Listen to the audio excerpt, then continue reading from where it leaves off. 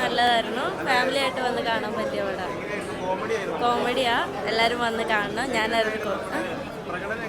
നല്ലായിരുന്നു. നല്ല സിനിമ കൊള്ളാം, ചിരിക്കാം, കോമഡി ഉണ്ട്. കാണാം. ഒരുപാട് നല്ല സിനിമ, കോമഡി, നന്നായി ചിരിക്കാനുണ്ട്, ഫാമിലി ആയിട്ട് കാണാൻ പറ്റിയതാണ്. പിന്നെ ഞാൻ ഇതിലൊരു വക്കീലായിട്ടൊരു വേഷം ചെയ്തിരുന്നു. എല്ലാം നല്ല പടമാണ്.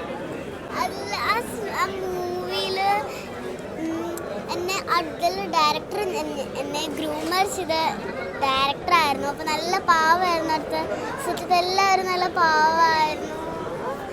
അത്രയൊക്കെയുള്ളൂ.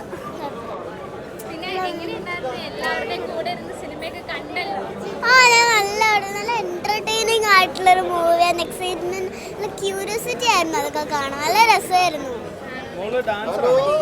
ഡാൻസറല്ല ഞാൻ, ഓൺ സ്റ്റെപ്പ് ഡാൻസ് ഒക്കെ കളിക്കും, പക്ഷെ ഓൺ സ്റ്റെപ്പാണ് ഞാൻ ഡാൻസ് കളിക്കുന്നുണ്ട്.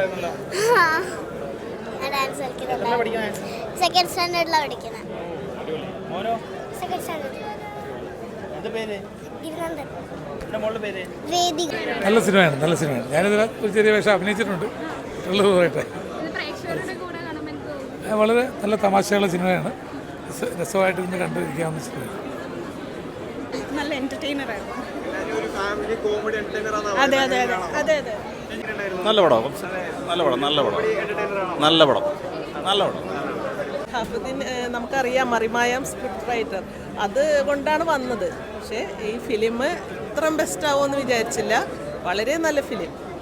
രണ്ട് കോമഡി അത് തന്നെ. പറക്കും തളിക അതേപോലത്തെ ഒരു ഫിലിം. പിന്നീട് അതേപോലത്തെ ഒരു ഫിലിം കണ്ടിട്ടില്ല. 2 മണിക്കൂർ വളരെയധികം എല്ലാവർക്കും ചിരിക്കാൻ പറ്റുന്ന, എല്ലാം മറന്ന് ആസ്വദിച്ച് ഇരിക്കാൻ പറ്റുന്ന ഒരു ഫിലിം കേട്ടോ. എല്ലാവരും വന്ന് കാണണം. പടം അടിപൊളിയാണ്. എല്ലാവരും ഫാമിലിയായി വന്ന് കാണുക. അടിപൊളി പടമാണ്. എല്ലാവർക്കും തിയേറ്ററിൽ വന്ന് ചിരിച്ച് അടിപൊളിയാക്കാൻ ഉള്ള നല്ലൊരു മൂവിയാണ്. കോമഡി ഉണ്ട്, എല്ലാം ഉണ്ട്. ഞാനൊരു ചെറിയൊരു വേഷം ചെയ്തിട്ടുണ്ട്. എല്ലാവരും വരിക കാണാൻ, അടിച്ചു പൊളിക്കുക. എല്ലാം അതിൽ അടിപൊളിയായിട്ട് നമ്മുടെ സതീഷായിട്ട് ചെയ്തിട്ടുണ്ട്. അടിപൊളിയാണ്. അടിപൊളി പടം, സൂപ്പർ പടം. ഉണ്ട്.